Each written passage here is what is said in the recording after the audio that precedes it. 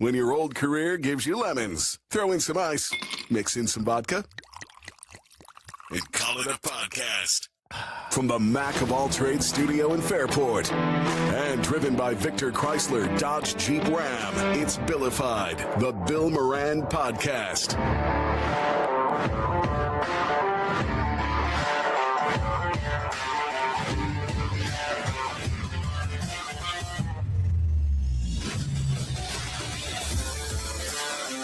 Well, hello and welcome. Thanks for getting your pot on. Thanks for telling a friend. That's how we spread the word about the pirate ship. Oh, God, am I frustrated. Get a hug? No, I don't know what I need. Do your calves massage? I don't know. With evaporated milk? I don't know what I need.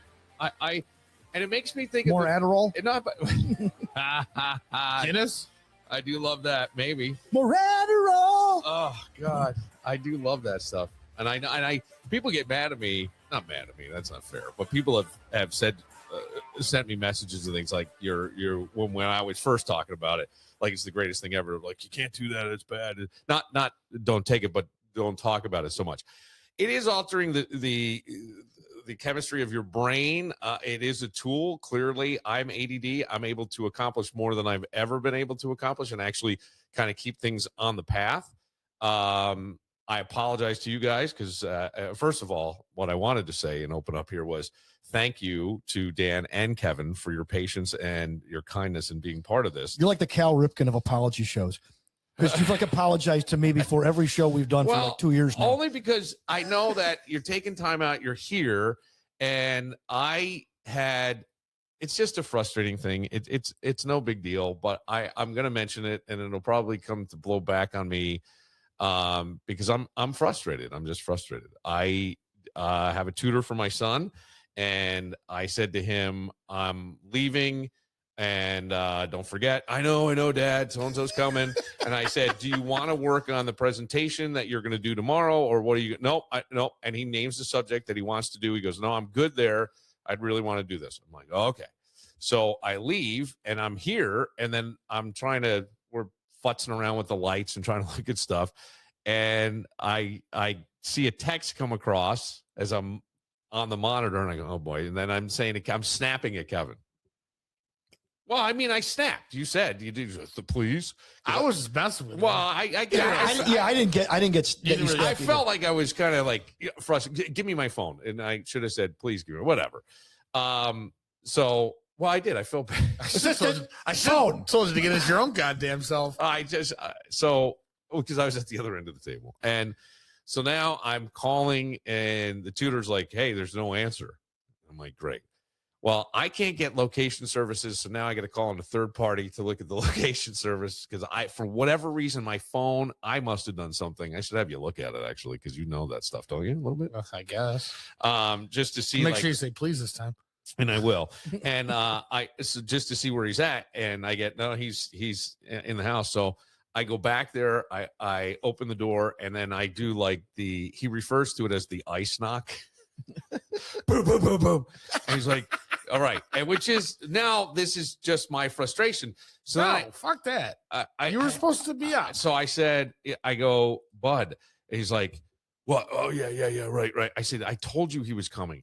And, and it's money and all this stuff. And I'm like, and then he's like, I'm not ready. And so I start getting pissed and I'm like saying things and he's shutting down. And I'm like, well, this is going to go nowhere. And I said, all right, what would you like me to do? Can you ask him to leave? I said, fine. And I did. And then the guy's coming back tomorrow anyway. So. Still got to pay for that. I told the kid I would. He's like, don't worry about it. I go, no, I'll take care of it. But it just frustrates the shit out of me. And I was thinking about this earlier. And then you pay this money out, and then it'll be Friday. Oh, can we go to the mall? I need some new stuff. It's always. And I'd be like, yeah. Well, when you shut up for your tuning, we'll get there. Well, I was thinking about something here because I go, you're running around. Kevin's running around with hockey. Dan has no kids. He's running around with best gear. I'm her roadie. Or roadie, right? But then I was thinking the three of us. Dan lives in theory. Right. I mean, you read a lot of stuff. I don't mean in Henrietta. no. He lives in like theory, Theory proper. and then Kevin kind of lives in reality, and I'm somewhere in between, trying not to get yelled. Yeah, at I'm the by guy. the I'm the wedding guy with no kids, but yet, like, here's how theory I live in. Right, my siblings, they haven't done this in a while, but they used to complain about each other's kids and how they behave. And then I would give my And then I would give my prescription. They said, "Well, what do you know? You don't have kids." Yeah. See, I live in theory. I live in theory. Well, no. When I laugh about it because I get it. I totally get it. well, when I say you live in theory, what I'm talking about is Well, yeah, Sammy. there it is. But The button's coming. huh? The shut up button is coming. Oh, no. What it is to me is like you optimize sleep, macros, supplements. You've got all this down. Yeah, because I don't have any kids. Well, you know what the data says. I had a guy at church tell me, "You're really disciplined." I go, "I don't have kids, man." I go, "I'm not trying to make that an excuse." He goes, "Oh, dude, I use my kids as an excuse all the time." Well, he goes, "We're in church here. I don't have to lie to you. I'm not gonna." No, but like I go, but you are. You research stuff and then question your doctor, and your doctor's kind of go, "All right, let me." Dan, right. Yeah. I can tell by looking at you, you do not have Picos. Right. I don't even. Oh, Picos. Oh, by the way, I had a clean bill of health the other day. That's great. Went to the doctor. My EKG, perfect. I don't even know where mine is. My shit's all over the place right now. Honestly, it is. It's like some things are in the abnormal and some things are not. Nothing bad. Nothing bad at all. Doctor goes, "Do you have a history of heart disease in your family?" I'm like, "Why? What's up?" "No, I'm just asking." And then he goes, "Hey," he goes, he goes, "Do you have?" I go, he goes, "No, because your EKG is great. I'm just asking if you have a history." I go, "No." How And then many he asked me- supplements did you research after that doctor? Then he asked me, he said goes, that to "Hey, you? do you see a dermatologist?" I go, "Why? Should I?" Oh. "No, you're fine. You're fine. I'm just asking if you've seen one." I go, "I've never had a reason to. Why should I?" He goes, "No, you're good." Did But you like, have it's almost like unprotected? they're playing with you. They're trying to poke you a little bit. Did you have unprotected sex in the '80s? You might have AIDS. No, but I have a Magic Johnson jersey on my wall with blood on it. But the thing with like then I'm thinking about Dan. He's got like the supplements and the regimen and all the stuff he's going to do, and he goes out and he does the. I would somewhere we have to find Kevin the doorbell ring cam of Danny doing sprints down his street, not his doorbell ring cam, any neighbor's doorbell ring cam, because that has that I would have great joy in watching. Oh, of course. Yes, but when You would literally call Tommy up and go, bro, I don't even talk too well, but you want to have a good laugh? Just click play. yeah, but Bro, is that Danny? But Kevin is like, it probably listens to you and goes, yeah, try that with 3 kids in 6 a.m. hockey practice. It's like impossible. That's why I say reality for Kevin. Yeah, I've I heard could that. run in the parking lot. I just don't. I've heard that like the hardest part of parenting is when your kids join sports. Then it takes on a life of its own. The expense, the travel. It depends. And everybody who runs these sports tell their parents, your kid could be a major league or an NFL or an NBA star. Necessarily. Well, they try to. I mean, I don't know. You've been in. Nobody's hockey. ever told me that. No. Right. I would think. Well, they kind of feed you a little bit. I would think Nobody's that ever fed me that. there's some that probably talked D1 scholarship stuff. I mean, potentially, or tout who's come out of our program that's gone D1. So then you may think that. I don't know. I know somebody who just 2 kids playing travel soccer, almost $800 for uniforms. For uniforms, which is 2. literally a shirt, shorts, socks, and numbers printed on them. I don't know how that compares. And I think that's just the uniform, right? And not the kit. Yes, and not the shoes, not the cleats. No, not the cleats. That's another 200. So it's like with you, I don't know what you're paying, and this would be travel. I don't know. The last time it wasn't built in, I think it was like $200 for the jersey and the socks. Okay, And the shell. and then how much for like the helmet, the stick, Well, that's all. So you got to buy anyway. The actual retail price. I got to think you're $1,000 on between the skates, the stick, the helmet. He just broke and he broke a stick about 3 weeks ago, and it was $370. God damn, dude! But I know a guy. And I'm bitching about a tutor. We know I a know guy. a guy. So We know a guy whose daughter plays competitive hockey, right? And she lost her stick. So he lost his crap on it. He lost his crap. Buys her a new stick. Goes up into her room. He goes, this place hasn't been cleaned in months, it looks like. Goes behind the curtain. Finds the stick she lost. Oh, but I mean, So now she got 2 sticks. But that's a kid. That's a kid. we were That's a sitting kid. there. We were sitting there during the semifinal game against Victor, and I think the Victor kids broke 5 sticks during the game. I'm like, Whew, I feel bad for those parents. That's $1,600 right there in half on the ice. Yeah. Yeah. That's a racket. They won't let you use wood or anything. You got to use the special brand, right? Well, you don't have to use anything. You can use anything you want. Nobody uses wood anymore because it sucks. It sucks. So you use the other one, and they're more expensive, and they probably do last longer for the most part. Yeah. Yeah. I mean, that's what I would think. I mean, they don't start breaking till like high school. I just, the way I was thinking about it, I go, there is a Dan, a Kevin, and a me in every friend group. I really think that, because the more I think about it, because I'm going, you got Danny, who's trying to live to 112. Are we like the Modern Family of podcasts? I don't know. We're a blended podcast of three guys. Okay, so 2 are divorced, two have been married, 3 have been married, 2 are currently married. Yes. There's 6 boys between the 3 of us. Yep. And I mean, it's like a blended family of podcasters. Yeah, but the other thing is, you're trying to live to 112, taking supplements that nobody can pronounce. No. I am trying to live as healthy as possible until I either die or Jesus comes back. Okay. Your lifestyle determines your death style. James Hetfield, Metallica. And Kevin's, What's going to happen is I'm going to outlive both of you. Yes, I know. And Kevin's trying to survive to Tuesday, and I'm trying to remember why I opened the fridge fucking 5 minutes ago. I just go, that's it. That's the way it is. That's just the way it is. We got a Dan wasn't here for this one. I don't know. Is my phone around, or did I leave that? It's right in the here. car? Okay. I got a You didn't say please again. I did. I just said, is my phone around? Well, yeah, that's not a please. He didn't say thank you for you handing it to him. Oh my God. And you call Alex Little Hitler? Two. Who are you, mousy tongue? I gotta tell you guys something. Like, I don't know whether to say this or not, because I don't know how. Which means say it. No, I know that, but I don't know how it's going to land with people. So we have to do in the mental health counseling classes, And that's where I was going to go. and I'm in a group class. And there's a girl. I'm sorry, a student. We have to listen to the 3 Nirvana albums and knock your brains out. No. So you have to lead a group at one point, and you have a partner, and you do it. Well, for some reason, there's a gap, and you can't have a class without somebody running a psychoeducational group for 30 minutes. So the people who would go next week are supposed to move up to this week, but they didn't want to. So I'm watching all this go back and forth a week ago, and I go, I'll do it.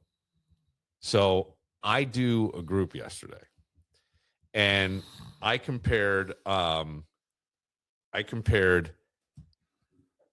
boxing to group therapy, because group therapy is different. And it's just like I said, in boxing, it's the punch you didn't throw. Yeah, we talked about this. That one regret. So one punch you didn't throw. Right. The one step you didn't take. So I did do this in a small group. Okay. And you brought the mitts. And I said, I'm going to do it in the large group. Mm-hmm. That way I didn't have to really prepare anything else, but there were other nuances around it. Like playing the greatest hits, baby. Exactly. Right. But I mean, you are playing the greatest hits. I'm not going to lie. I'm recycling material. But you got to be able to also play in the moment. Right. And you've got to do things that are called linking. And I'm the Carlos Mencia of myself. You got to have He's more fluffy. Fuck you.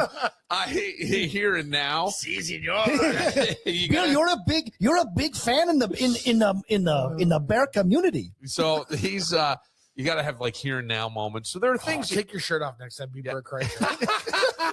So there are things you have to do. Shirtless mental health. So I do this. It makes you more raw, more real. Ladies. It's like when you go out and touch your bare feet to the grass. Yes. Grounding. That's Take your shirt off. Oh, Ladies, it's open opportunity, everybody. I do it every day. Men and ladies. I have a grounding mat. So it's not real grounding. Wait, you have a grounding mat? Beth got me a grounding mat for Christmas.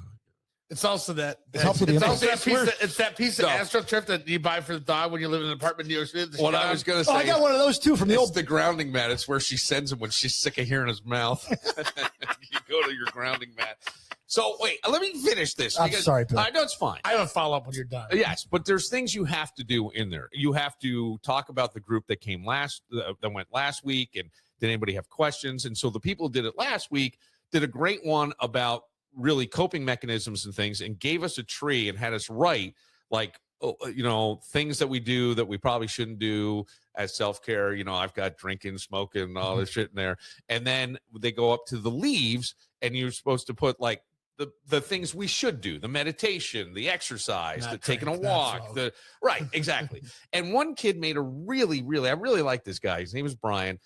And he made a great observation. He goes, the leaves of a tree fall off. And he goes, it's just like me doing the healthy things.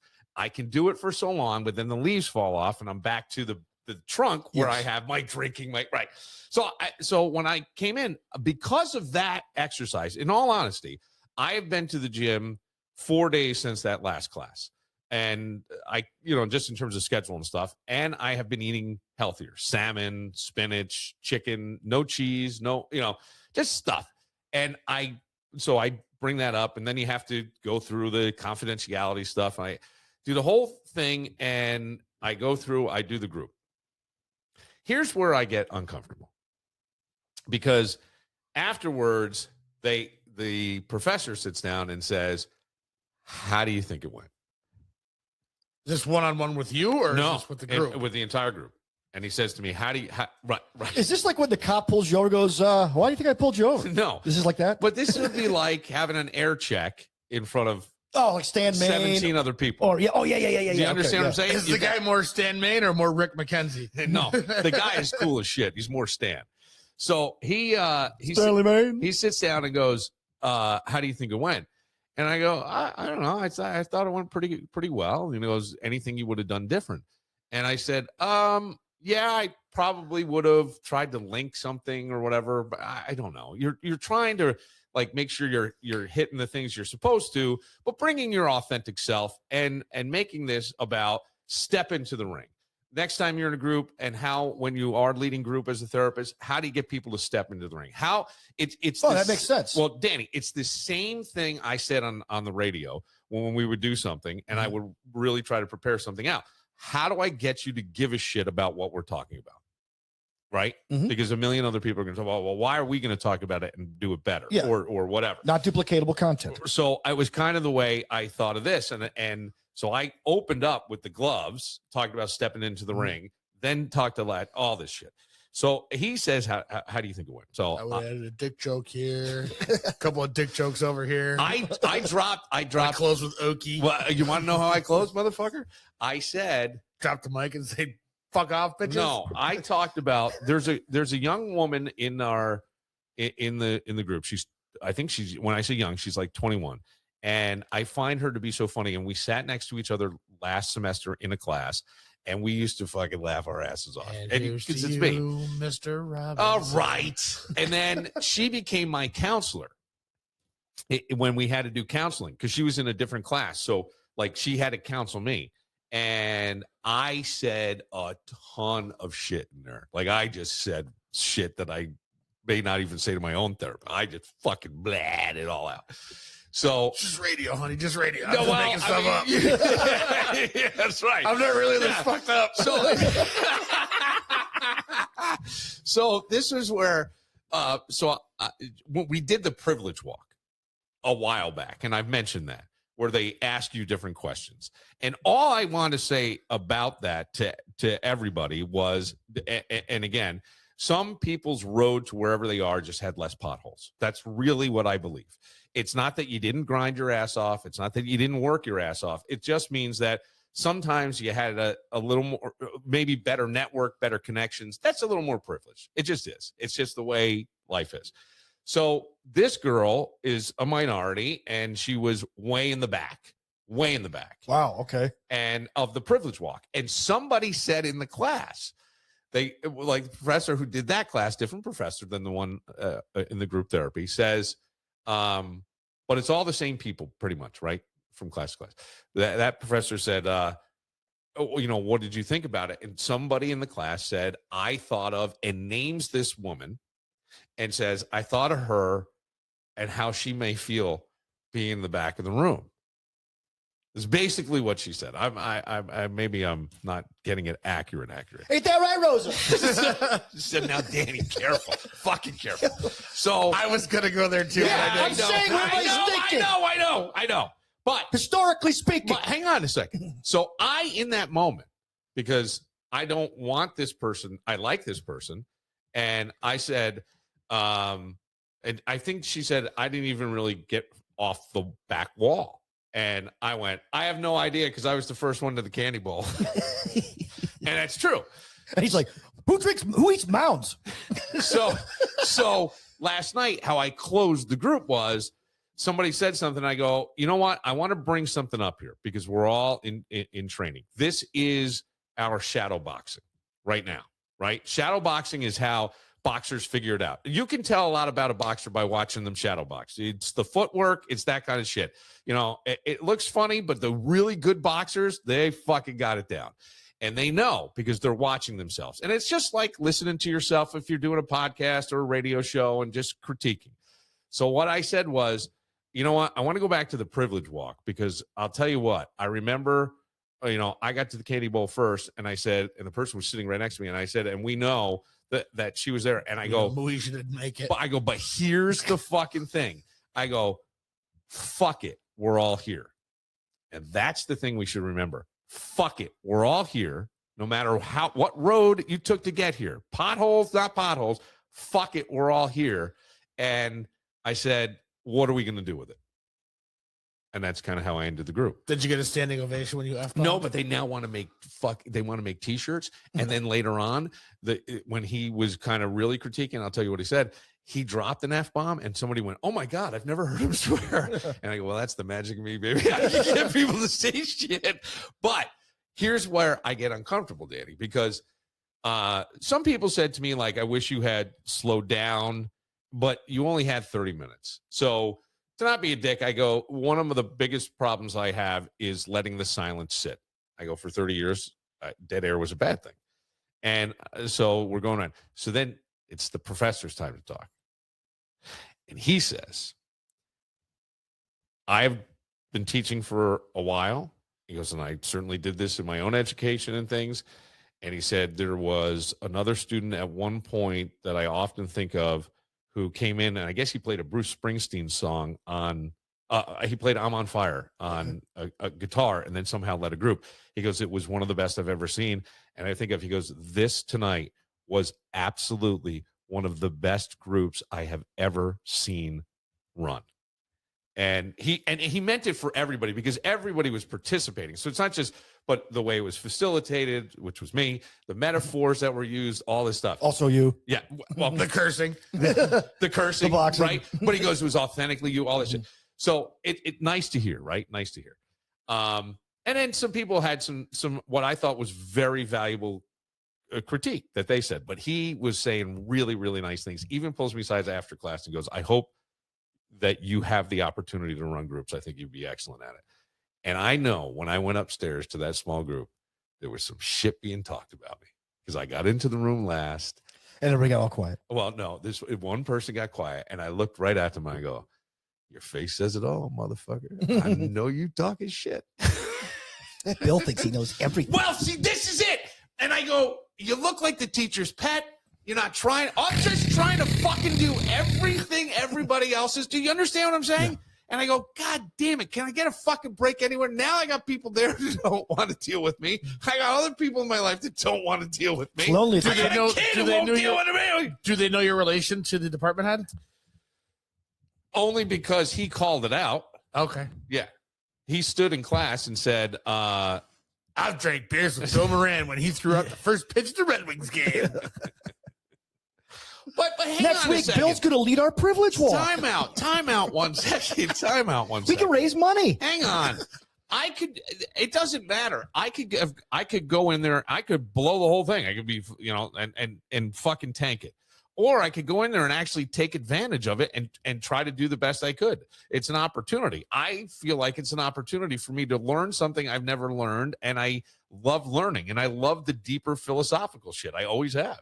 Go ahead, fuckface. No, I'm not. Yes. I actually have a follow-up question. I have one too. You want to do yours first? I'll let Kevin go. So you talk about these groups. Yeah. Do people in this class, are they more willing to work with you, or do they not want to work with you? Oh no, they're willing to work. I feel Like, like, are you the popular kid, or are you like last pick Bill? am I last pick Bill? I don't know the answer to that. I really don't. If you don't know the answer, then you're last pick Bill. I guess. I mean, there. If you can't spot the sucker at the table. Well, if there's group stuff, there's always somebody who wants to work with me. Yeah. I don't know. Do they draw straws beforehand? It's your turn. No. Sorry, Dan. It's your turn to work with this time. I do start to think. I'll get the mitts. Well, Bill gets the hits.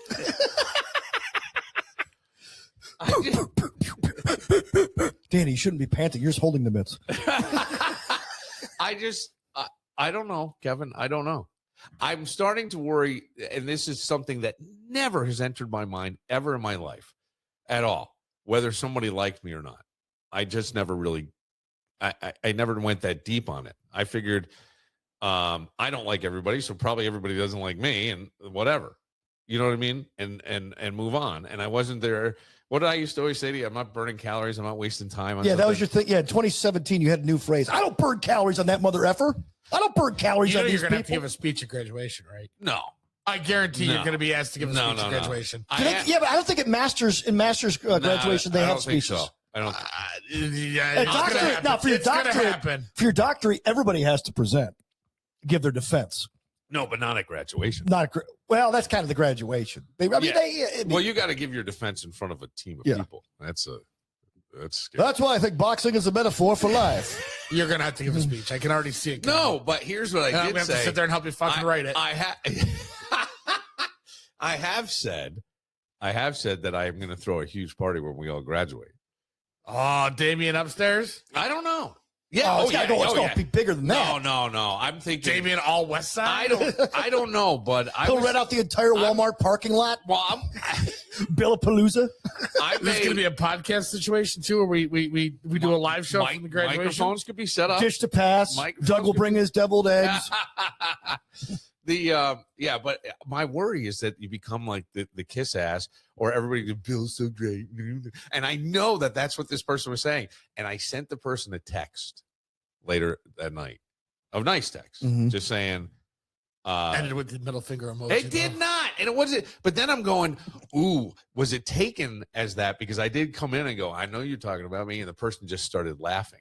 And I go, I know it. I can feel it. I can feel it. I got a sixth sense. I can feel it. But I'm making somewhat of a joke. But I'm also like, come on, man. I didn't ask him to say this shit. Is it somebody who wishes they could be you? No. Not in the realm of the class.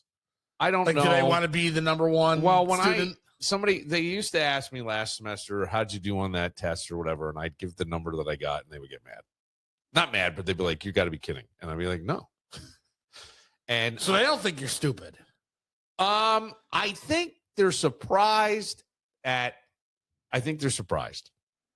at the old guy. They all think you're some dumb radio guy. I think that no one knew. Well, I want to tie that in. Go ahead. I don't think anybody knew what to expect. Honestly, I don't think anybody did. And I think when I get in there and then I say stuff, and I think that in the beginning, I guess it's a defense mechanism I'm learning. I don't know. I just see funny all the fucking time.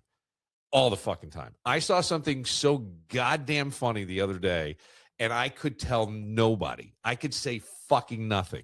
Because I'm in the school because I want health insurance, and it's better health insurance, and I have Jameson living with me, so I do this, and I'm with this one young man.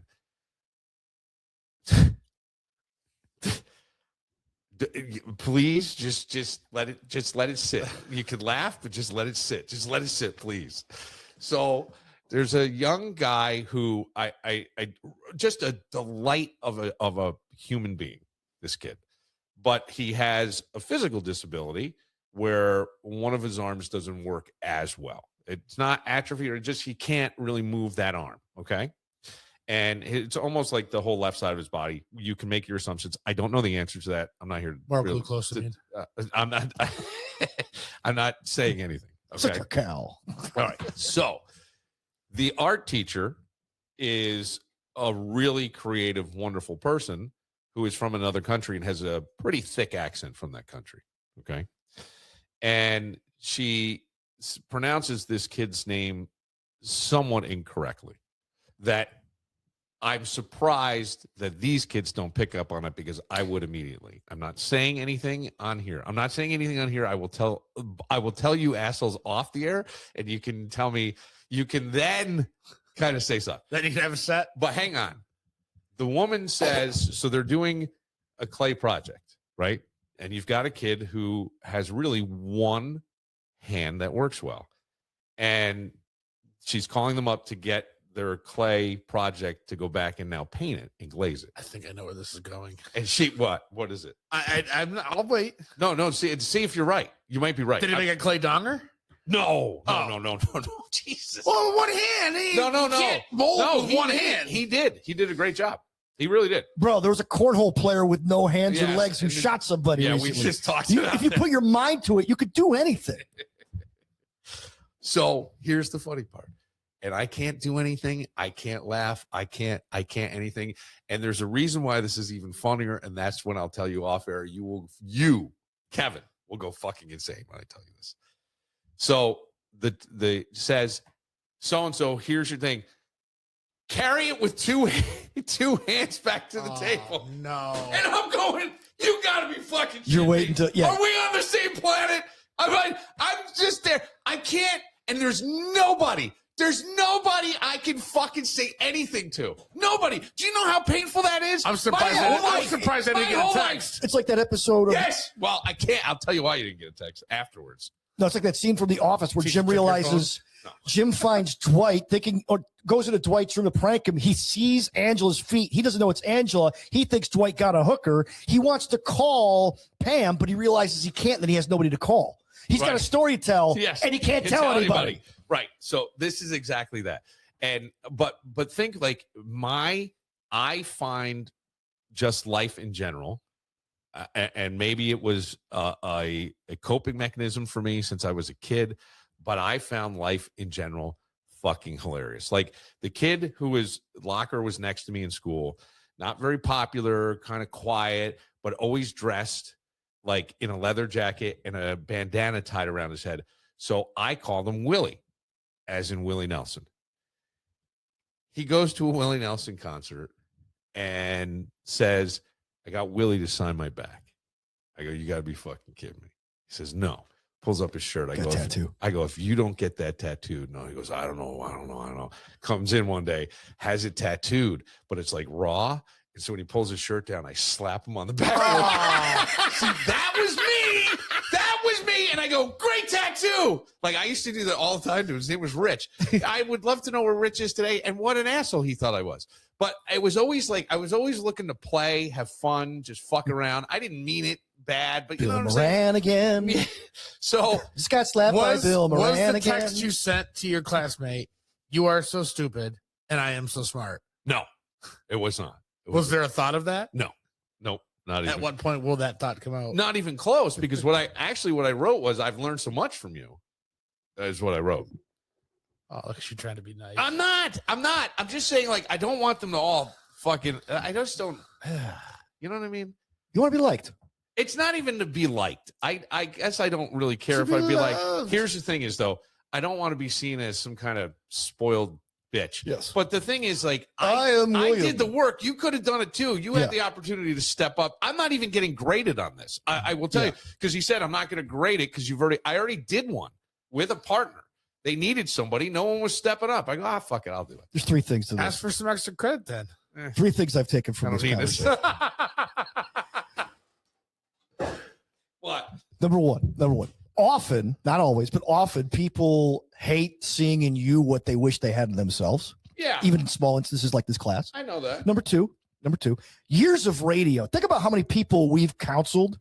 Yes. Or theories, because everything in radio is really a theory, an idea that you bring up and you talk about. Well, it's feelings. Yeah, right. Yeah. So, like everyone, like people used to call us all the time for advice on everything, and then we'd ask each other for help with things, both on and off the air. So you kind of have that psych experience for years without being called a therapist. 100%. And number three, this privilege walk. Yeah.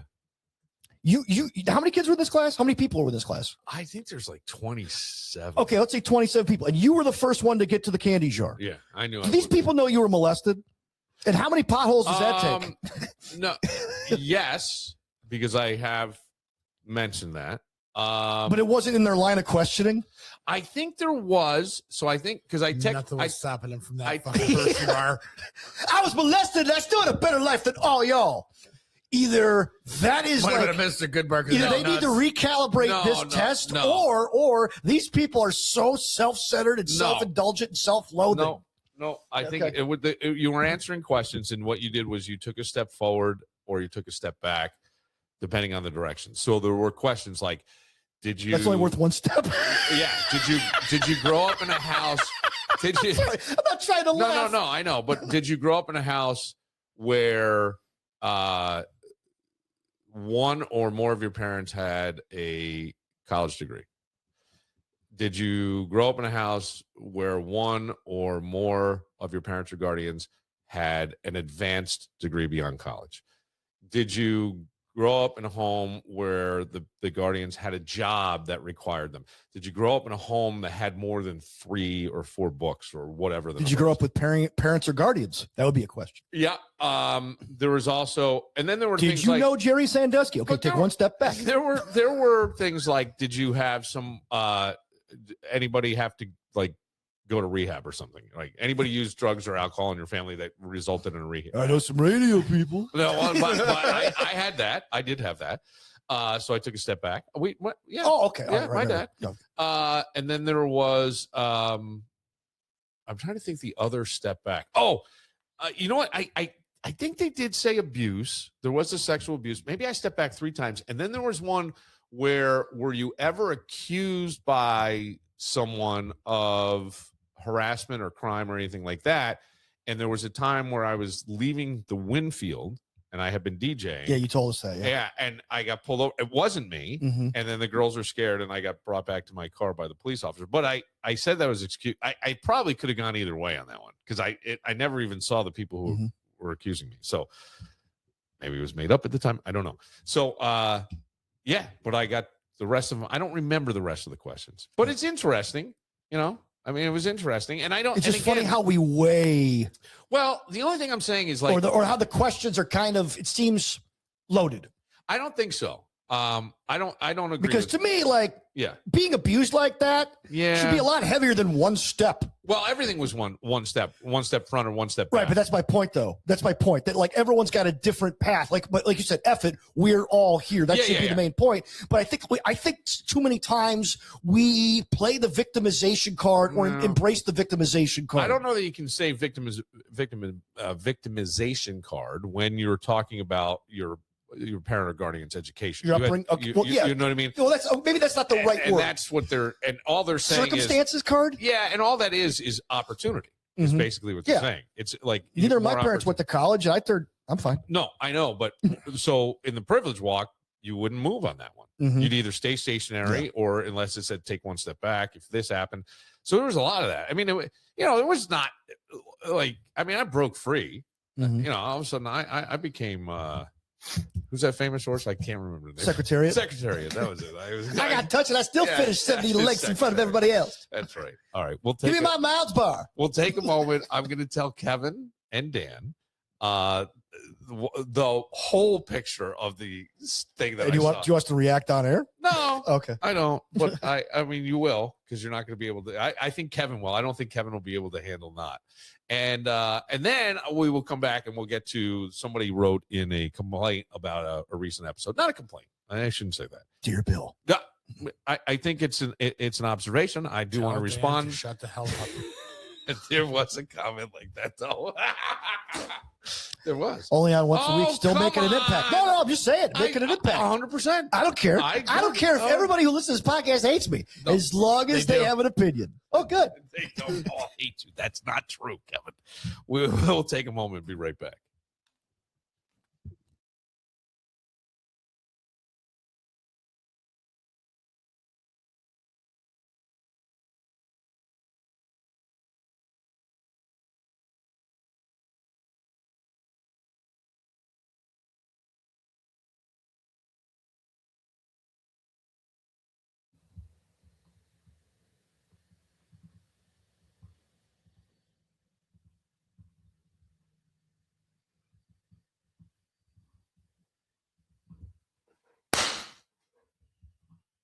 Danny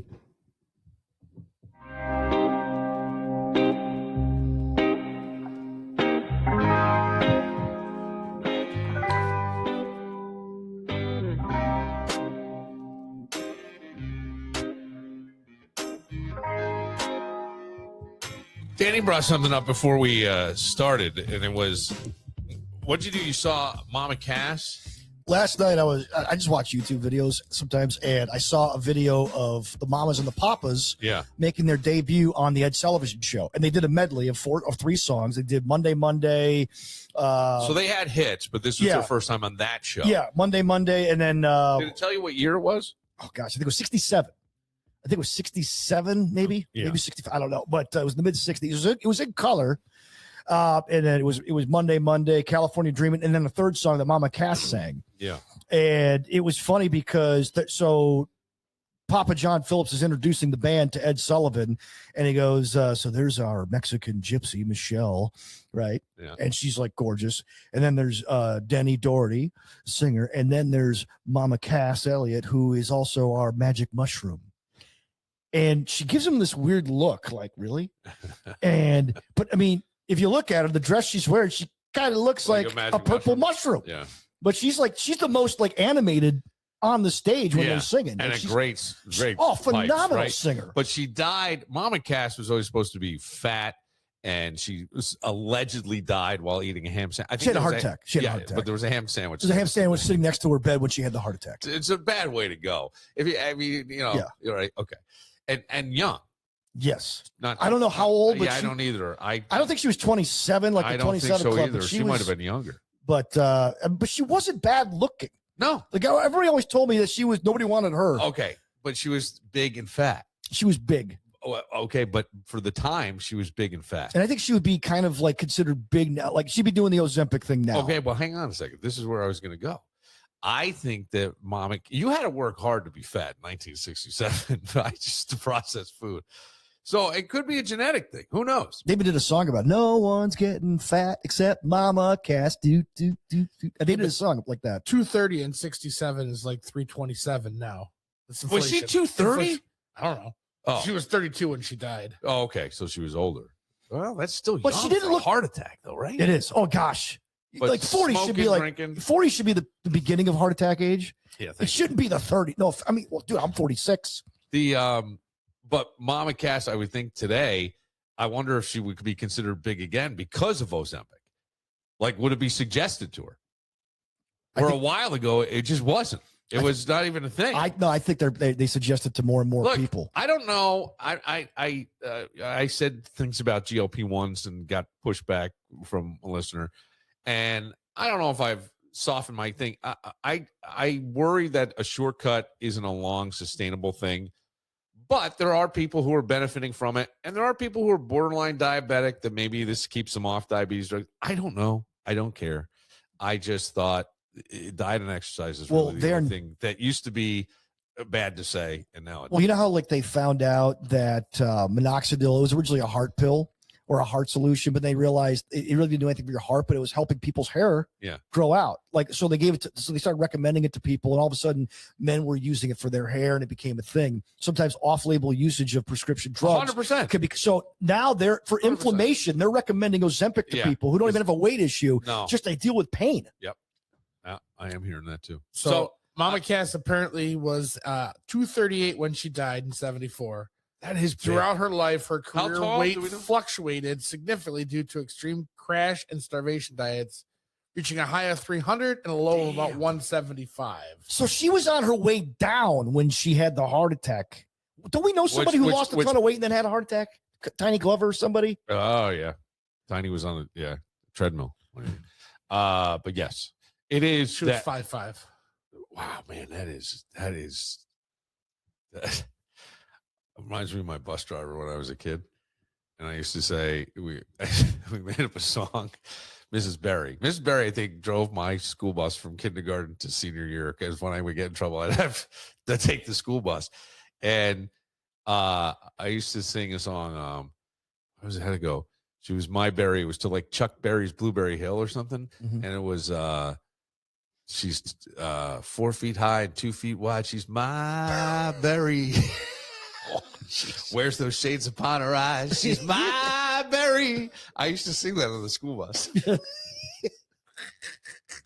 All right, here is the see, you're getting insight into what I was like. When you met Tom Ulay, he must have been, I met my soulmate. Well, I will tell you that it was a very kindred spirits. Yes, I will say that.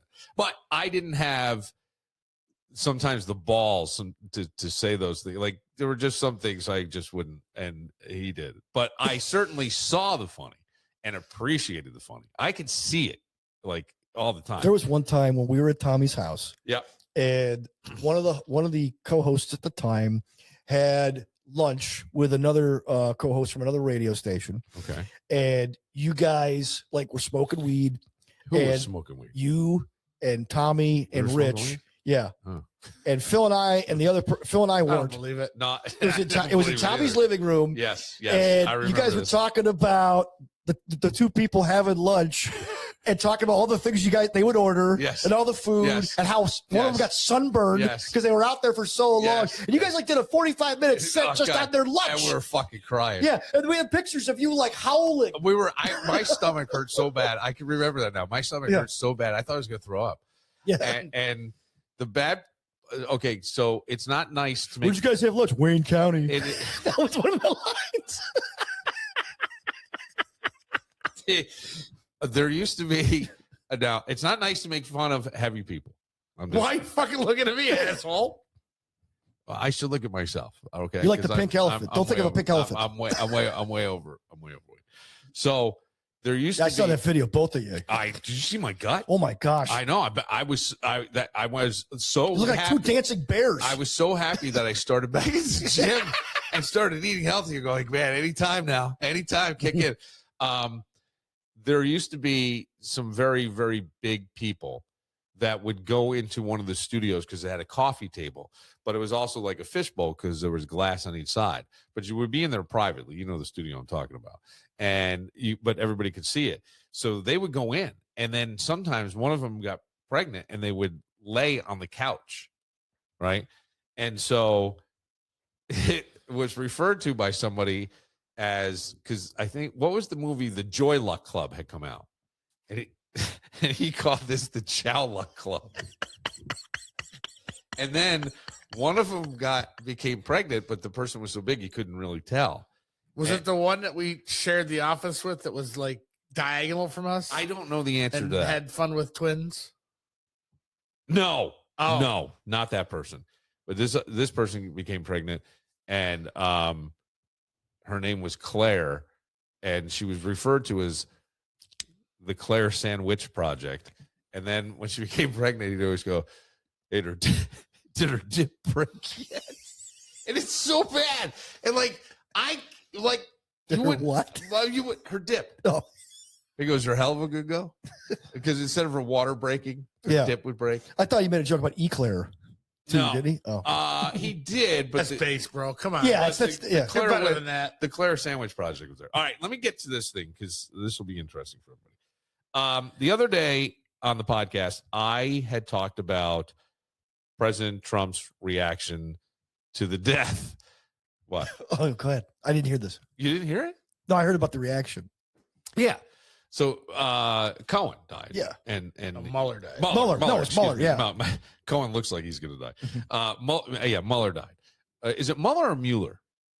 Doesn't really. They call him matter. Mueller. Okay, they do call him Mueller. So Mueller died, and President Trump said good or something else. All right, and went on. And all I was saying was it wasn't really about Trump wasn't the intended thing. It was it's a very human thing to be petty at times. And you know what I'm saying? But then it became President Trump has done things that no one else has ever done. Like the first time he ran. So when I brought this up, I was referring to 2016. And I just said, I don't know that anybody on any side of the aisle at that moment thought he was going to win the nomination.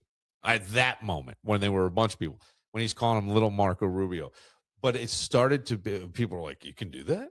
Right. You know, Jeb Bush. I mean, did not everybody think Jeb Bush would be representing Yeah, Republican Party. because like you want to talk about like a good old boys club. yeah. Jeb Bush was like the vice president. So whether like him or not, that was kind of my point. And I go, he has never not been who he is, no matter what.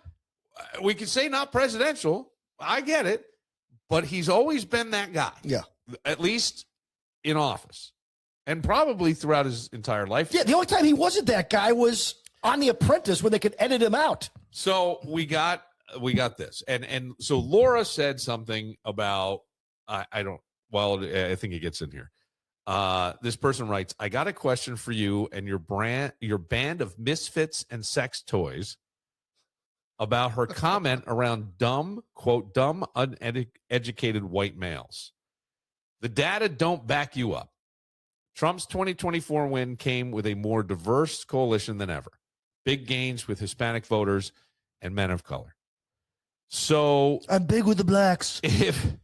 I'm a huge fan of the blacks. Great relationship with the blacks. So let me see what it says. If you call that, okay, I'm getting texts at the same time. The Mexicans called. They want me to build the wall. So if you call that dumb white males, you're just insulting millions of non-white voters who looked at the same facts and still chose him. Do you apply that same standard to black and Hispanic voters who moved toward Trump? Don't even get me started on the gun discussion.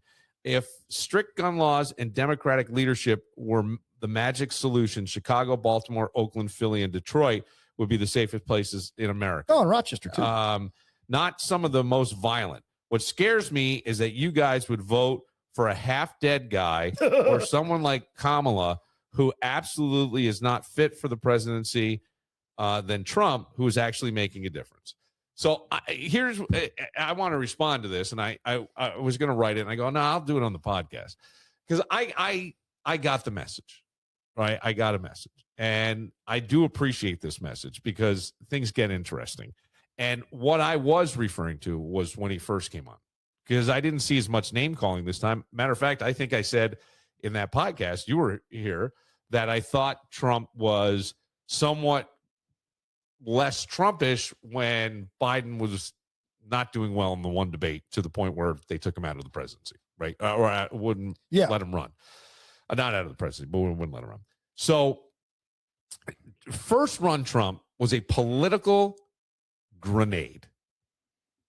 He was in a suit. That was Trump, because he was coming in and he was doing things that I don't think I've ever seen. I don't remember anybody calling names. Not an American president. Well, I mean, I remember not in the way they. I mean, Bush Dukakis like threw mud, but they were like but they weren't like calling names. No, little Marco Rubio, you little hands, you little no. Nobody was belittling anything. Pocahontas over there. That Chris Christie. Yes, like there was none of that ever, right? Krispy Kreme. Right. So that's what I'm talking about. Not the whole presidency, not every policy. That's not what I was mentioning, nor was she, and not even this person or any person's group chat has running commentary on all this shit. I not at all. The version, and this is where I actually agree with part of what the guy said. Trump, to me, built a coalition that surprised a lot of people. I did. That's real. That happened. I can't really deny that. But here's the problem, and this is where, to me, it goes sideways. We have completely, as a society, lost our ability to separate a point from a person. Oh, yeah. We can't do it. And the second you say anything about someone, people assume you're saying everything about them. And that's why I said we are now like diehard sports fans for our political groups. And it's not that you're wrong, it's you're dead fucking wrong. How could you say this? I think Adam Carolla was talking about this the other day. How they like Jay Leno or somebody did a bit where they went on the streets of Burbank and they asked people about certain policies and they told them who the president, who the person was behind it. And then they started like MF and everything they just said that they agreed with. Yeah. Because they don't like the guy. No, right, exactly. And but that was before Trump. Yeah. Oh, yeah. Right. So that's what I'm saying. And the second you say one thing about someone and everybody thinks it's about them, it's like I'm not writing a biography. Right. I'm making a point. And that was all it was. She was making a point, and I do think in the beginning it was WWE style. I mean, that's the only thing I can think. Is that a fair comparison? Yeah. You guys are wrestling fans. What you gonna do, Crooked Hillary? Yeah, see, like You'd be in jail. I know the system is rigged because I benefit from it. I mean, Dave Chappelle's like, damn. yeah, I know it's rigged. Dave Chappelle. He benefit from it. Like we did this thing on the last podcast. It was like, if you're rich, it's classy. If you're poor, it's trashy. Right. And it was getting money from the government. If you're rich, it's classy. If you're poor, it's trashy. Right. Right. I mean, that's Yeah, like and there's so a when term Trump called says I corporate, benefit, that's Yeah. what he's talking about. yeah, corporate welfare. So I Here's a just- great example. There's a stadium being built on Abbott Road where the Buffalo Bills are going to Well- be playing. How much of that is corporate welfare? Yes, I don't know on that one, only because that money is in the budget for the arts. And so if it wasn't, or entertainment, let's put it that way. And if it wasn't going to go to the Bills, it was going Yeah, it was going elsewhere. for the same thing. Mm-hmm. And so my only thing is that because I think I talked about this where I felt like I was under pressure at my cousin's house Mhm. and he's going, hey, how about that stadium? And I didn't want to get into Comes it. out of my back pocket. Well, see, this is what everybody says. Sweating And I my go, but butt hang off. on, because as Greg Connors told us, Mhm. right? It was Greg that said this, and he had done some digging on this stuff and said that it's in the budget. So if it's not spent here on entertainment or the arts, it's going to be spent somewhere else. It is not going into some line in the budget. It And is- how many stadiums have we funded in New York City as New York state taxpayers? Oh yeah, Yankee Stadium, the City Field, City Field. MSG, yeah, Barclays. Center. So I mean, but I hear you. I Mhm. hear what people are saying. But Hey, look, I'm happy the Bills get the stadium. Me too. Okay, I like my football team, and we all have to admit when we are like biased Yes. towards certain things. Yes. Okay, yes. but on the list of things that New York needs to pay for, I think the arts are kind of down on the list. couldn't we have just repurposed Rhino Stadium for the new Bills? Christ. It's already there. That would be The erector set. Just put another level on it. Is it's still there? Yeah, it's still Is the Bill Gray still there? no. There was nobody around. They had it made no sense. Shell casings there. Let me go back to the Trump thing because here's what I wanted to say, and my point. You can think whatever you want about Trump, and still admit something that I have said repeatedly, and I think that two things can be not right at the same time. But you can have I don't like this guy or whatever, and still go, yeah, but that's kind of true.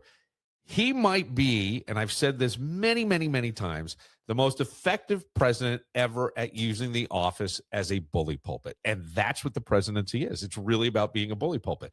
Not the nicest, not the calmest, not the guy you want your mom taken to Thanksgiving dinner if she's divorced or widowed. That's right. Not the guy you want reading to your kids at night. But in terms of grabbing attention and bending the conversation, the guy's different level. Yes. I mean, I'm sorry. He just is. And that is where this actually gets interesting to me. Because when you start thinking about this, it isn't about Trump. It's about how we think. And that's where I want to say to this guy, his name is Tom, and Tom is really cool, writes a lot. So I don't want to, but we hear one phrase like dumb, uneducated white males. And instead of asking, what's the actual point being made in this conversation? We go straight to which side are you on? I see what you're saying. And that to me is the problem. And once you do that, the conversation's over. It's no longer. Now it that. becomes an ad hominem Well, argument. yeah, 100%. Because now it is just about what side are you on? Mhm. And it's to me, it's jerseys. It's blue and red. Right. And what are you wearing? And nobody's listening. And that's the problem. Everybody is just waiting to counterpunch. And I don't know why that is. Is it because he has done a great job at putting himself out there as the victim of so many things, Russia hoax, fake news, all this stuff, to the point now where everybody's going to just defend? Mhm. But it was like sometimes people are going to say things. They're going to say things. They're going to say dumb white males is what elected them.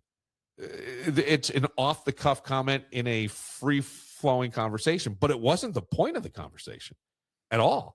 And that's where I go, if we could look past the things that maybe just bother us a little bit, because we're never going to get rid of that. It's always going to come at you.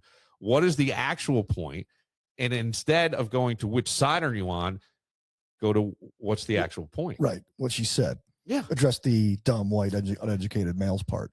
Well, no, that's what he did. That wasn't the point of the conversation. Okay. The point of the conversation was that he did this. It's not unexpected. This is who he has been all the time. My point is, like, one of the hottest words in the world right now is authenticity, right? Be your authentic self. Always be your authentic self. Podcasters, go to your, when you go to the doctor should be as authentic. Okay. I'm to the point now where I'm not sure what authentic actually means.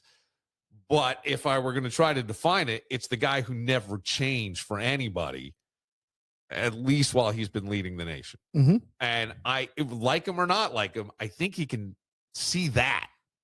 I think. I don't know. But at least you know where he stands. Yeah. Well, you know what I'm saying? No, right. But I'm saying, like, okay, not the most presidential thing to wish a guy good, he's dead. Yeah, that wasn't cool. No, I got it. But there's been a lot of not cool things. But my point is that he's never done any different. No. At all. This is his baseline. Never done any different. This is what he is. This is who he is. And people have been okay with that. Like, we've come far away from when, like, Clinton was getting a blowjob in the office to grabbing pussies, this, that. Who knows what's going on in this fucking island where, I mean, Jesus Christ, people are trying to pull themselves away from Epstein, like it's they just can't get far enough away. All of a sudden, it's like, well, yeah, I took a plane flight with the guy, but I didn't talk to him. It's like, okay, and I took a picture with him, but there's all these redacted files. Yeah. And where are we going? And it's like Trump has these pictures. Oh, he's a terrible guy. Who knows, right? Who knows? Chelsea going, hey, let's all take a picture. Literally, Chelsea saying it. But here to me is like the uncomfortable truth of what this guy Tom writes. You can insult voters on either side and still not understand why they voted the way they did. Oh, yeah. You cannot right? So we can say that there are people who is everybody who voted for Trump an uneducated white male? Clearly not. No. Clearly the answer to that is no. And if you don't understand the person's why, you're just yelling in a void, man. And so the thing would be, like, if we wanted to get into it, you could ask Laura, who made the comment, why did you not vote for him, or why did you vote for the other side? And she'll have a very good answer, or she will have an answer whether or not you, whoever the you is, has to decide if it's a good enough answer for you. But it certainly was a decision for her, just like you made a decision yourself. And I don't understand why in a free country you can't make those decisions. Yeah, if you expect, it used to be you didn't talk about it. If you didn't want that's how Trump got elected in 2016. So Nate Silver did the whole thing. He goes, I can't figure out Trump. I can't figure it out. I think Hillary's going to win this election, and here's why. So everybody went into that election thinking that Trump was going to get steamrolled by Hillary, right? Yeah. And instead he ends up winning the election, and everybody's stunned. Well, the reason was because the people who really wanted to vote for Trump, which didn't want to say anything. They didn't want to tell anybody. Yes. Because they were afraid of being typecast, as what Laura said. Right. Yes, exactly. But that's true. What I said about kind of just yelling into a void and wanting to know a person's why, that's true when you're talking about white voters, black voters, Hispanic voters, Latin, whatever, anybody, right? And people aren't data points. Right. They're not. They're making decisions, and those decisions are influenced by fear, by identity, by hope, by money, right? I mean, there were a lot of people who I know who had a lot of money go, yeah, I pulled the vote for him because I just knew he was going to protect money. Right. Whatever it was. Whatever your why is, that's the reason you vote. Everybody has their why or whys. Yes. And sometimes that's the motivation. Well, it goes back to this too. When we've had this conversation. It goes back to just sometimes it is somebody who makes you feel like you're winning. You're on the winning team.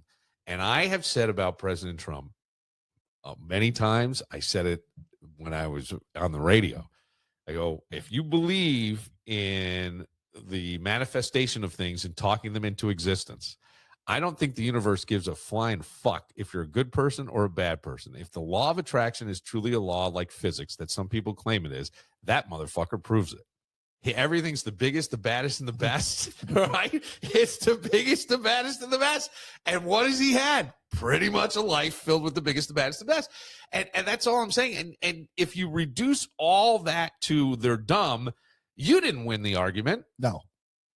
And you just avoided it, is kind of how I see it. I don't know. And that is the part that I kind of actually care about. So the second you say, Tom, I'm going to talk to you right now, the data doesn't back you up in a text that's really long, you've officially entered guy who brought spreadsheets to a bar fight. That's what you've done to me, in a way, because you didn't ask, well, why are you saying that? Because clearly that's not true. But why are you saying that? And I didn't ask because I wasn't really making that point about whether they were uneducated or not. I just thought it was kind of a off the cuff remark of somebody who's not a fan, right? And by the way, who does make most of those comments? I mean, like out of all of our friends that we know, who would go, it's small hands, so right? Yeah, I mean, I don't know. So that's the. I wish that, we could go back to just not telling people what we thought when it came to politics. Like, you want the president to be diplomatic? Why don't you be diplomatic too? I mean, isn't that the case? Well, isn't that what we should be? I don't know, because we hear the other side of this too. It's a very complicated thing for me. And I mean that. I know it sounds really dumb to say that, but it's complicated for me. And here's why. Oftentimes, we have heard people say, and I will use Sandra Dorley as an example. Sandra Dorley had that whole incident that was body cam footage at her house and blah, blah, blah. And she was acting in a way that really upset a lot of people. And the big thing I would hear is they owe us better. They owe us better. They should be held to a higher standard. I heard that. Heard people say it. So if that's the case for the same standard, I guess that was the argument that somebody made on this show. If you're going to enforce the rule, if you could quote the rules, then you can live by them. Yeah, I mean, or fine, that's fine. But oftentimes, when somebody in a political office of a local nature, it's always that, well, they should be held to a higher standard. You're the one setting the example. Same thing as her. She should, by the way, you're the one that enforces these laws, right? You're the district attorney, so you should hold yourself to a higher standard and not do this kind of thing. And that's what I hear.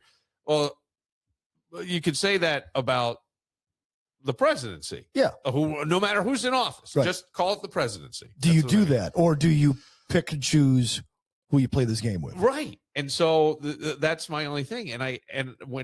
But at the same time, that's who the guy's been. I mean, there are times where I often think, I don't know where we're going to end up, but it won't be as funny. You see JD Vance, I mean, it just won't be funny. It just won't be funny. I don't mean to sound like I'm the uneducated white guy right now. I find it funny. Some of the stuff I just go, well, at least I get a laugh out of this because it's fucking ridiculous. I mean, there just are strange things. That whole time he did the whole where he's mimicking the reporter, female weightlifter and the reporter, but the female weightlifter. I think I played it for you. It's like, and it's like, who does this? You are the president. There's like he's just like, you know what I'm saying? Right. Let's for years. Let me take it to a more local level, but even I'll try to make it universal.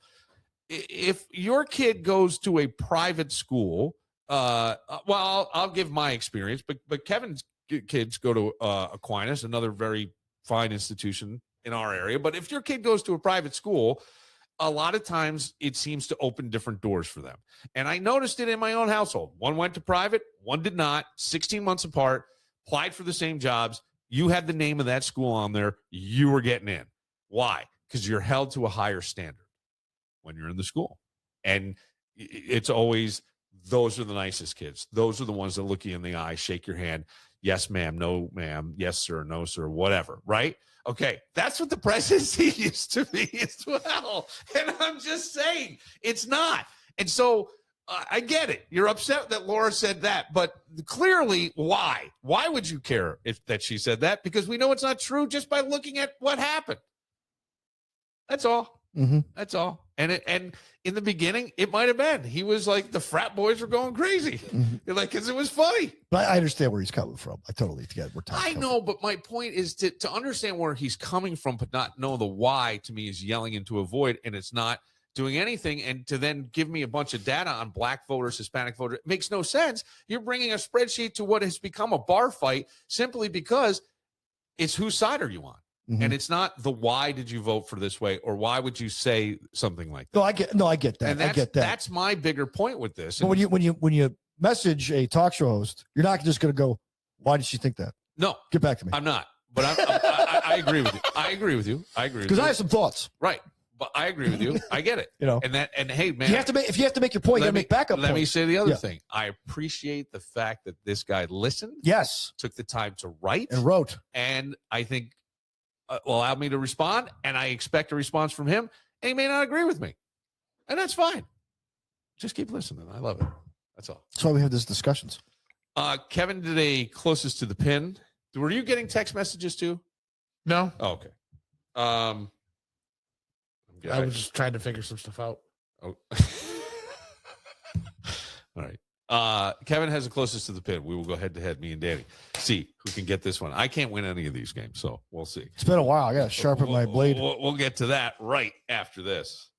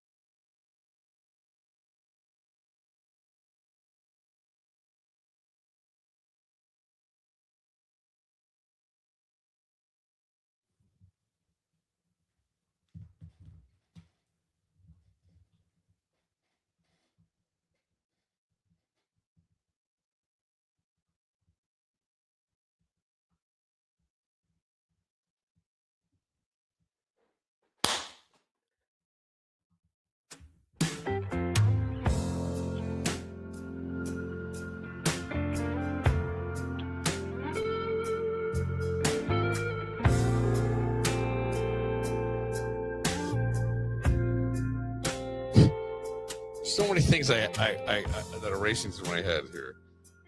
I do want to address this, even though Kevin made fun of me. Hey, Bill, listen to your podcast. You were talking about James Dean's Porsche. And I said, if they could, where did it go after he went over the cliff? It's not still there. Somebody's got it. And I go, that thing would be worth millions of dollars.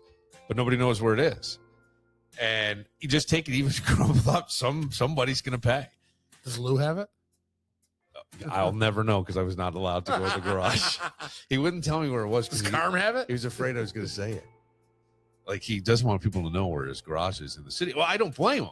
Like, but this person says the urban legend, I had never heard of this, is that the car was parted out for the racing parts, and the people that installed them on their cars died or wrecked in their car. That's a fucking yes car. Yeah, that's what I'm saying. Cursed car. Yes, died or wrecked in their race cars. I just watched the show. Oh, Dale Earnhardt. And the transactional ended up in Connecticut. A little bit of information from the car nerd. Wow. Yeah, that is. I love that. I did not know. There you go. Here's the other question I had. Racing Randy stole the catalytic converter. Poor Racing Randy. I feel bad. Have you talked to him? I talked to him a couple weeks ago. There's nothing. There's no bad. So I said that. I talked to him a couple weeks ago because I wanted to get his take for the Times on Michael Jordan's team winning the first 3 races, and he's gone conspiratorial on the whole thing. He has. Yes. Darius Rucker just announced he's now part owner of Jimmy Johnson's team. Oh, is he? So there's 2 brothers in NASCAR now. So, well, 3 if you count Bubba Wallace. Yeah, Bubba Wallace is the driver. But like Tyler Reddick's won 4 of the first 5 races, and Randy think, oh, this guy wasn't a big deal before. All of a sudden he's winning all these races. How did this happen? Ever since that court case, I think they're letting him. So Randy's starting to think his own sport is rigged now. That's the latest from Newark. Okay, so is he okay? Well, I'm sure he is. Back to you, Jane. I have not. Oh, for the love of Christ, let the goddamn light go. All right, I'm sorry. It's just that, I'm just trying. All right, look over this way, Danny. There you go. No, I don't know.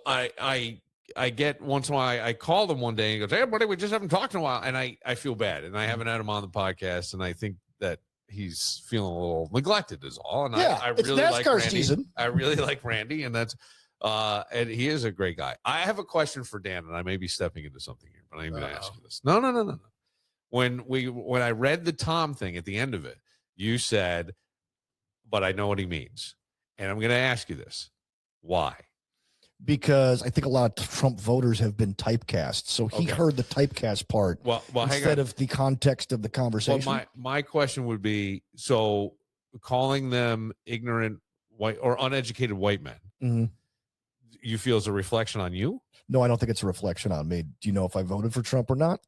No, I don't know. You're no. I understand where he's come from because would you feel like I think there are a lot of men in this country who are let's just put it this way: white heterosexual men who now feel like they've become maligned by certain media groups and groups in general just for being who they are.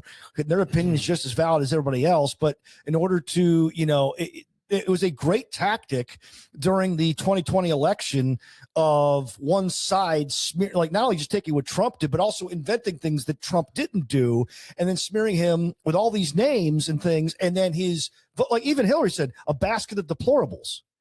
So they've been at this game since 2015, 2016. Well, yeah. So I understand where he's coming from. If he voted for Trump. No, I got it. But what I'm saying is okay.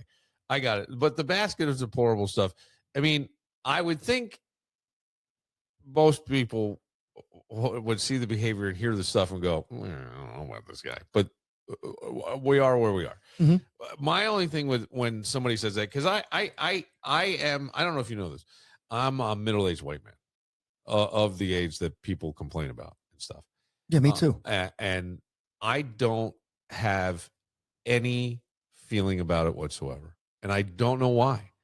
I understand their anger and upsetment. I take it as anger and upsetment.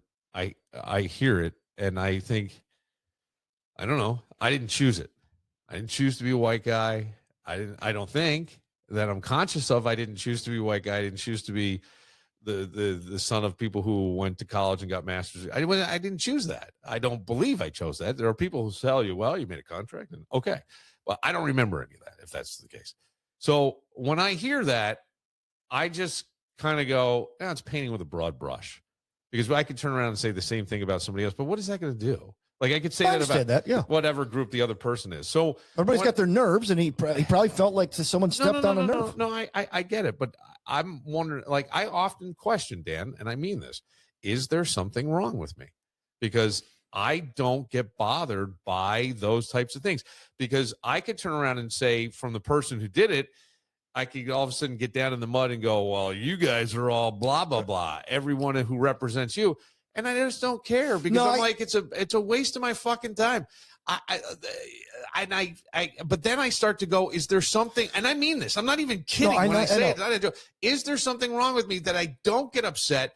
And I just go, who gives a shit? I don't think anything's wrong with you. I think you look at things differently. I think there's this thing called majoring on the minors. And I think in America, we have it so flipping good that we have the luxury to major on the minors and kvetch and whine and cry and complain about opinions. Yeah. We live at the top of Maslow's hierarchy of needs. So we have this luxury to whine, and now we can do it online where it sits forever and complain and be heard. And every time we're heard, we get a dopamine hit, and then we have to keep raising it. Yeah, right. And that's all it is. You're like, I got my own problems. Well, I think there are some things you could pay better attention to, but you got other issues that I don't have. Hang on a second. What? No, I mean, no, I'm teasing. No, you. I mean, I'm teasing you. But what I was going to say is, it's not that I don't hear and see it and understand it, and also I can sort of go, I see where you're coming from in your point, and I know why you say this sort of thing, and I can also see why people get pissed off about this. But to me, it's like, it's not about the group. It's about individuals. Mm-hmm. If we're really going to talk about that. The tail likes to right. The tail is wagging the dog in this country. Well, we paint with a broad brush, like all whatever's this and all whatever's that, and it's not. It's just not. I couldn't say like all white people are the same. They're not. Right. So, well, we could say that about and we should say that about any ethnic group or any minority oppressed feeling group at all. They're not, and not everybody's the same. Not everybody agrees with that. So when I hear that, I just go, all right, maybe you're talking about me, maybe you're not, but I don't even give two fucks to care enough to burn it. I'll listen to you. I'll hear you. Okay. Yeah. I guess I'm part of the problem, but I don't take it that way as I'm part of the problem, because just like the people that say to me, when they get upset and they hear different things about, slavery and oppression, I didn't do it. Well, no, but it was people that looked like us that did, and got us sort of to the point where we are today, in essence. And I go, but you're right. You didn't do it. And just like these people, I didn't do it. But if you go back further than that, there were white people who had endured the same thing. Like there's nothing new under the sun. But my point is, I'm with you. Like, I don't get into that stuff. Like, I love my mother dearly. Yeah. She's getting up in age. I want to call her more often. But you don't. And you want to know why? Yeah. Because her husband, my stepdad, in the background has to jump on the conversation and make it a political discussion. Well, I just want to talk about how she's doing. Yeah. Well, I don't. She doesn't have a cell phone? She does. Oh. She has to put it on speaker so the whole room can hear it. She's one of those. All right. Now, but yes. What to your point though is like, I try to be above all that too, because Twitter basically governs the media, really, because they're all on Twitter, but Twitter's only like a fraction of a percentage of the American public. Right. So we can't let the tails wag the dogs, but that's what social media is. And we're all at the end of the strings of those puppet masters. Right. You got to cut the strings, let it go. Well, remember when we choose your battles wisely. But remember when we were even in radio and there would be all this shit, and I would just be like, yeah, whatever. Yeah. All right. Yeah. Like, and you waited until the most opportune time to address something, but for the most part, we tried to stay above it because there was no point. No, but my thing was like, even the meetings and stuff, when people would rip on the guy who was doing it, they'd mimic him, they do all this shit. And I saw what they were doing. I got why they did it, but I felt like there was some real value. So I would just sit there, take what I thought was valuable and walk away and not give a shit. Right. Because I just didn't care. And that's how I've been pretty much my entire life. Is I see it, I understand it, I totally get it. I see what you guys are getting bothered by. I see what you're making fun of, but there's value here, so I'm going to take it. But the thing is, though, is that where Tom might be coming from and what he heard, he probably has a little bit of rabbit ears because of what he heard from Laura say. But here's the thing, though.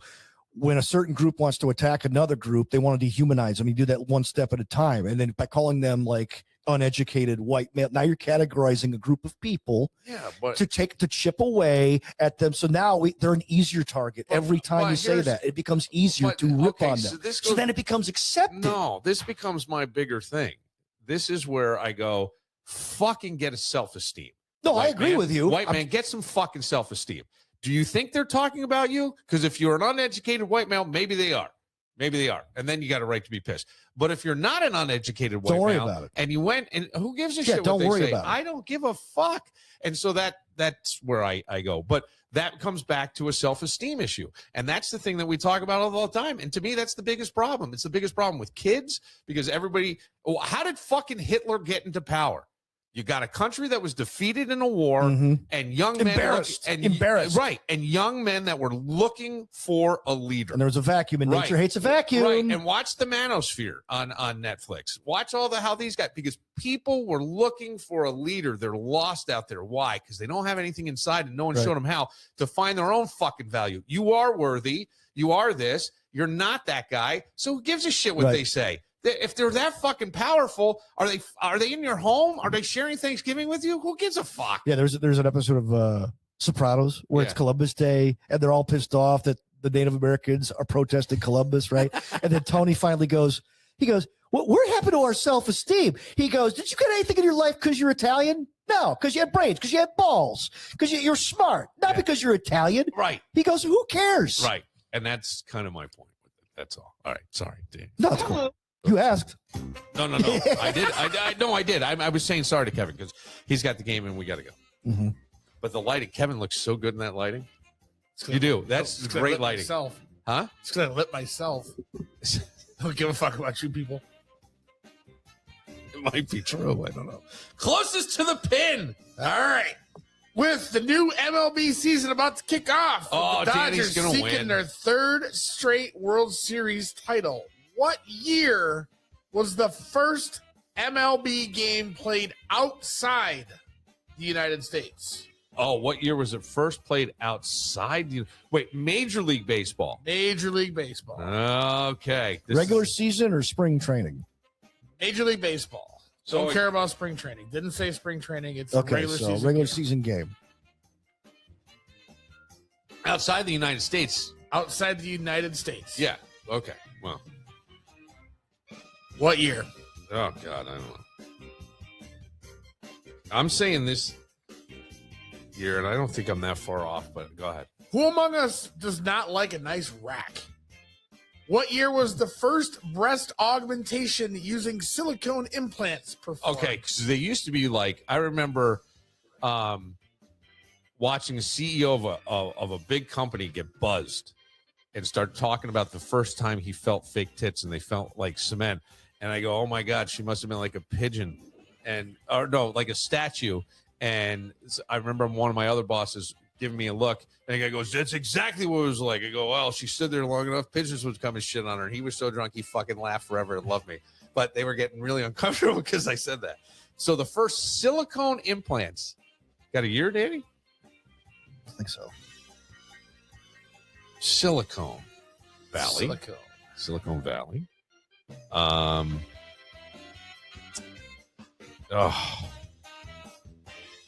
I hate this. I'm going to write down the year. I want to change it so badly, but I'm going to write in parentheses.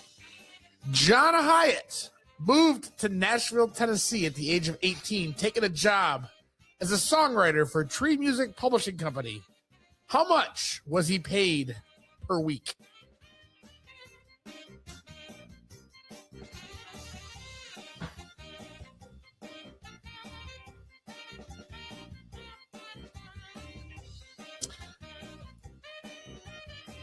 Doing math over there? No, I'm taking taxes out. What are you doing? I'm putting my original thought, like my knee jerk response, I'm putting in parentheses, and then I'm writing the other one down just to see if I can get it. If I can get it right.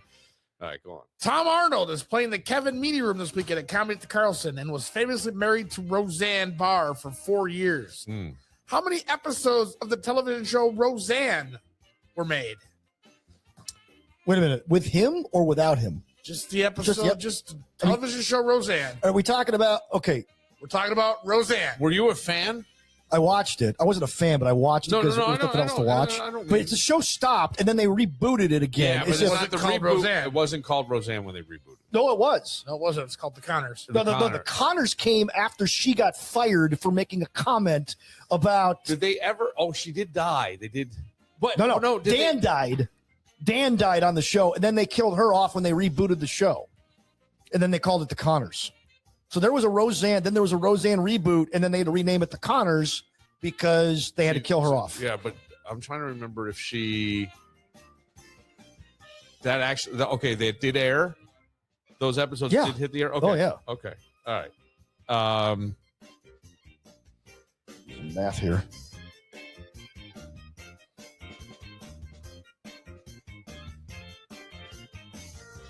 God damn it. I don't even know how many years the show was on. I never Like they acted like the last season never happened. I never watched Roseanne. I don't know why. I just didn't. It was on Tuesday nights at 9. And that's why. Tuesdays nights at 9. I think I was in college. Tuesday nights Who's the at 9, boss? Who's the boss was on at 8. All right, I got it. Go ahead. When the Museum of Modern Art opened in New York City in 1929, how many pieces were displayed in the inaugural exhibition? What? How many pieces in 1929? How many pieces of art were in the inaugural display at the Museum of Modern Art in 1929 when it opened?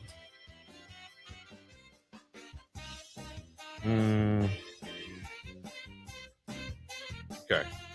And last but not least, how many members are currently in the United Nations? Ooh, yeah. There's going to be one less after I'm done here. They will see how powerful you people are. I'm an uneducated white guy. I don't know. UN currently. It's kind of like that time when Sammy Watkins was ripping on certain Bills fans who ripped on him. Yes. And I'm like, yeah, are you what he's talking about? No, he's talking about hecklers. All right. So what do we? Okay. So we'll go back to the Back top. to the top. Which, by the way, he wasn't year drunk. Was the first MLB game played outside the United States? I want to say 76 because Toronto. All right. I couldn't remember when Toronto. No, I was trying to remember when the Montreal Expos came into existence. Were they before or after? I think they were the same year. They were the same year. You 76 does not sound like a bad guess. I said 1963. The Blue Jays came into existence in 77, but it's 1969 with the Montreal Expos. Oh, it's 69. Okay. All right. So I'm off by 6 there. Off by 7. Okay, we're close. What year was the first breast augmentation using silicone implants performed? I said 1976. I said 1971. It is 1962. Ooh. 9. Okay. How much did John Hyatt make writing songs at Tree Music Publishing Company? All right. My original guess was $18 a week. Mine was $25 a week. I wrote 23. It is $25 a week. Wow, Danny! In the hole! Sorry. How many seasons of Roseanne? Oh, let me take that back. How many episodes of Roseanne were made? I said 260, but I'm wondering if we're going to have a flag on this one. I don't know. I don't even know how long the show ran. I said 146. It's 230 running over 10 seasons. I just lost right there because I lost right It there. was 10 seasons. I had 9. Yeah, I don't even remember. I remember people loving it. I never watched it. Well, it embraced the idea of that lower Uneducated middle class white people. family. What's that? Uneducated white people. I don't know. If Trump it was or voting for wasn't. Trump. I don't know. I just it was on. Well, at when the she time I brought the couldn't watch. show back, she talked about how they would be Trump voters in today. All right, so I think I lost right. How many pieces in the inaugural display at the Museum of Modern Art when it opened in 1929? What did you say, Daniel? I said 8.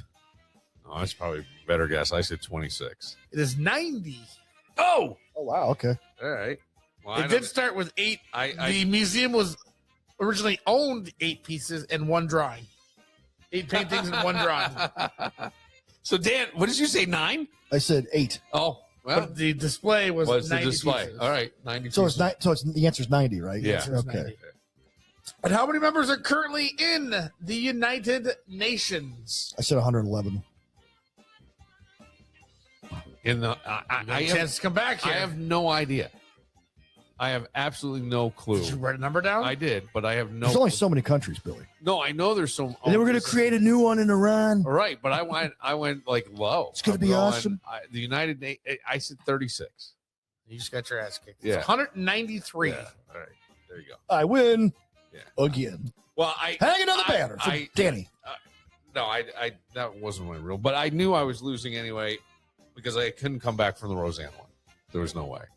You should have. NATO, you're next. No, I don't think so because I was already like You could have 90. hit you could have hit the pin on the last two. What was the second to last one? The 90 for the Museum of Oh, Modern Art. I would have no idea on that one. I would have no idea on the modern art. 1929 when it opened up, I would have no idea. And Guess then, better. And then the other, I actually wrote down 112. But I just said 36 because I figured I'm gonna fucking lose anyway. And if Danny says 100 and whatever, I'll go the opposite end. Maybe, because these things go. I'm an uneducated white guy. What am I gonna do? That's it. All right, Danny, nice win. Very good. I got it. Before you leave, I want to try something with the light before you leave. Okay. We don't have to do it right now. That's all. For Kevin Muir. Another good game, Kevin. I enjoy those. I actually miss closest to the pin. I know. Oh. You know what I miss? What you doing at the courthouse? Well, then go do it. Oh, yeah, I'm working on it. We got to revamp we got to come up with some new stuff, though. New questions? Yeah. Okay. All right. Who's I'll we? work- It's your I'll- bit. I'll work. Why is he No, gonna no, write the no, quiz? Well, no, I'll it was work- Bill's bit. I was just my went and bit. executed it. He did. I did it sometimes. Yeah, let Bill let you know he'll get some questions about 2028 when he has 20 minutes of free time. No, that's not true. I think He's gonna run a group on it next week. I think. They still have What those? you doing in group? What you doing in group therapy? Oh, I thought you meant Groupon. You're a dick. You should do that. What You're you doing a in dick. group therapy? That'd be great. No. We can guess. What disease do you have? See, now I regret telling that story like I was a douche. You love it. Yeah, isn't We wanna- isn't mental health counseling supposed to be confidential, Bill? I didn't talk about anybody. I talked about a group that I led and the theme of it, but I didn't talk We about want to play what you doing in group therapy. I didn't even say What you here for? What's got you down? All right. For Dan, how the Yankees doing? It's no score. They just started. There was a rain delay. Okay. Where are they playing? Because you know, let's play baseball in March. San Francisco. I know, but it's on Prime. Netflix. It's on It's on Netflix. Netflix tonight. Netflix tonight. Okay. For Dan Barillo, for Kevin Muir, I'm Bill Moran. See you next time. Well, there must have been a dozen of them walking like a rise.